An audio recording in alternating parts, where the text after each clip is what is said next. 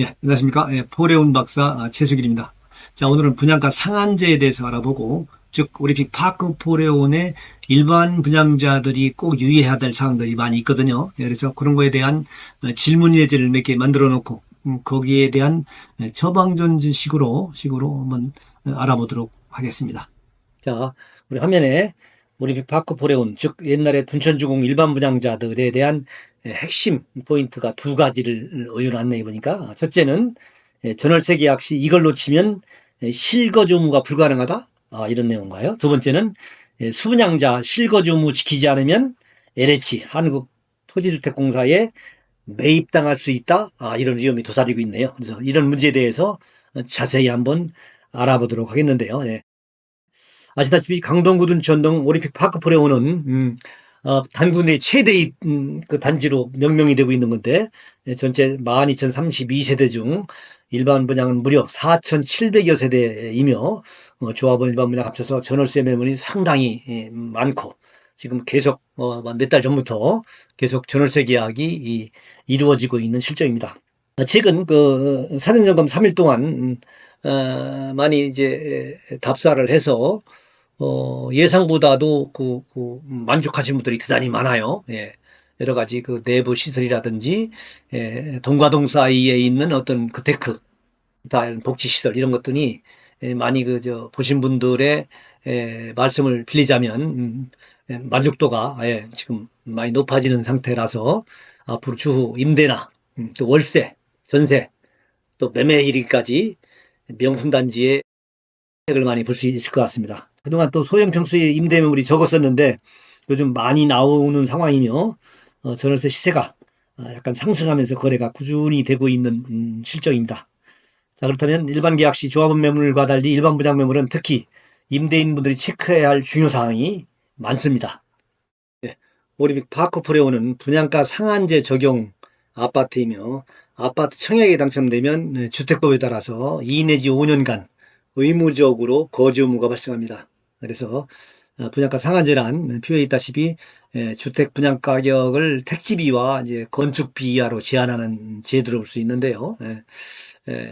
특약하자면 과도하게 비싼 분양가는 주변 주택 가격을 끌어올리게 되므로 집값 상승을 조절하기 위해 주택법으로 분양가 기준을 정해 주택 가격을 제한하는 제도입니다. 이 제도는 장단점이 명확하게 나타나는 제도이기도 합니다. 장점으로는 투기 수요 억제라든지 실수요자 보호, 주택 가격 안정화라고 볼 수 있겠고요. 단점으로는 주택의 품질이 저하되고 투자가 감소하고 공급 시장이 위축되는 것으로 이제 볼 수가 있습니다. 자, 그리고 올림픽 파크 포레온도 주택법에 의거 실거주 의무 기간이 있지 않습니까? 그래서 국가나 지방자치단체, 한국토지주택공사 등 공공기관이 조성하는 공공택지의 경우에는 인근 지역 주택 매매 가격의 80% 미만은 5년, 80 내지 100%는 3년이고, 공공택지 외에 재건축과 재개발 사업 등의 민간 택지는 인근 지역 주택 매매 가격이 80% 미만은 3년, 80% 100%는 2년의 거주무가 붙습니다. 하지만 국회에서는 분양가 상한제 적용 아파트 청약 당첨자들에게 적용하는 실거주 의무를 고심 끝에 3년 유예하는 내용의 주택부 개정이 통과되어 대단지인 둔천주공아파트가 가장 많은 혜택을 받아서 일명 둔천주공 살리기라는 말도 들었었죠. 실거주 의무 3년 유예 혜택은 아마 전국적으로 한 77개여 단지에 속한다고 볼 수 있습니다. 자, 따라서 우리 파크 포레온 일반 분양들은 1년 전매 제한과 3년 유예된 실거주 의무가 적용되거든요. 그래서 물론 분양가 상한제 적용주택 입주자의 거주 의무 예외 사유가 다음과 같이 있긴 합니다만, 예외 사유를 잠깐 말씀드리자면, 분양가 상한제 적용주택을 공급받은 사람이 해당 주택의 거주 의무기간 중 근무, 생업, 취약 또는 질병 치료를 위하여 해외에 체류하거나 세대원 전원이 다른 주택 건설 지역에 거주하는 등의 부득이한 사유가 있는 경우로서 LH 등이 확인을 받은 경우에는 그 기간은 해당 주택에 거주한 것으로 보는 것이죠. 그렇다면 일반 분양자들도 그런 배제 사유가 있는 분들은 3년 유예의 거주 의무가 없기 때문에 2+2 모두 가능할 수 있는 경우의 수가 나오죠. 그래서 이런 물건들을 잘 살펴봐서 계약을 한다면 일반 분양 물건의 싼 그런 물건으로 해서 효과를 많이 볼 수 있는 그런 좋은 내용도 있죠. 이런 것들은 저희 사무실에다 하시면 잘 물건을 잘 정리해서 또 잘 또 중개를 해드릴 수 있을 겁니다. 예. 자, 그러면 올림픽 파크폴에 온 전월세 계약 시 궁금증에 대해서 질문을 통해서 한번 알아보도록 한번 해보겠습니다. 질문 첫째. 자, 일반 분양 매물인데 전월세 계약 시 계약 기간은 어떻게 되나요? 라고 질문을 주셨는데요. 예. 계약 기간은 이제 일반적인 물건과 달리 계약 기간 대략 한 세 가지 형태로 구분할 수가 있을 것 같습니다. 왜냐하면 일반적으로 주택임대차법상 2년 단위로 계약들을 많이 하는데 일반 분양 물건은 3년 이내에 거주 의무가 있기 때문에 2년짜리 하는 방안이 있겠고, 두 번째는 2년 한 6개월 정도로 잘라서 하는 경우가 있고, 하나는 2년 10개월 정도로 할 수 있는데 2년 11개월도 말씀하시는 분들이 있는데 2년 11개월은 왜 안 되냐면 그 기산이 입주 개시일부터 기산하기 때문에 입주 개시일 날 딱 입주한다면 뭐 2년 11개월 되지만 일반적으로 뭐 한 뭐 15일 한 달 뒤에도 입주할 수 있기 때문에 그 앞뒤 날짜를 따져서 2년 10개월까지 하는 경우까지가 길은 기간에 속합니다. 그래서 일반 분양자들의 임대계약 기간은 뭐 쌍방 합의로 진행이 되겠지만 이렇게 세 가지 2년, 뭐 2년 6개월, 또 2년 10개월 단위로 계약이 된다라고 볼 수가 있는 것이죠. 예. 질문 두 번째인데요. 일반 분양 매물인데 계약 기간이 만료되어 있는데 임차인이 퇴거 안 하고 계약 갱신권을 주장하면 어떻게 합니까? 좋은 질문인 것 같습니다. 예. 실제 그 주택임대차법상 계약기간 만료가 되면 만료되기 전 2개월에서 6개월 사이에 그 남은 기간 안에 실거주 의사표시를 통보하고 근거를 남기는 즉 통화라든지 녹취 또 문자 메시지 같은 걸 해야 되는데요. 예, 그 대단히 중요하죠. 왜냐면은 그 묵시적 갱신이 돼가지고 그냥 주택임대차법에 의해서 계속 거주한다고 하게 되면 법적 소송이라든지 여러 가지 문제로 발전될 수 있기 때문에 반드시 주택임대차법상 만기되기 전 6개월에서 2개월 사이에 그 법적 근거에 통보를 남겨야만 됩니다. 그래서 그 밑에 표에도 나와 있지만 이렇게 증거 남기는 방법에서 뭐 녹취라든지 통화, 문자 메시지라든지 기타 모바일 뭐 통보소라든지 이런 것 쪽으로 할 수 있고요. 거기다 플러스 특약을 잘 명시해야 되는데, 저는 뭐 이렇게 임대계약 시, 전월세 계약 시 그런 부분에는 아주 그 법적 근거와 명확한 그 기관 추가 거주에 따른 임대인의 피해를 보증금으로서 그 손해배상 청구할 수도 있는 그런 암시적인 문자를 줘서 심리적으로 반드시 지켜야 되는 것을 약정하고 계약을 시키도록 제가 많이 리드를 하고 있는데, 그래서 여러 가지 기간 추가 거주에 따른 법적 분쟁 및 손해 발생 시 그에 따른 민형사상 책임과 그 손해원금 등의 이자 등등을 약간 언급해서 반드시 지키도록 하는 쪽으로 진행을 하고 있습니다.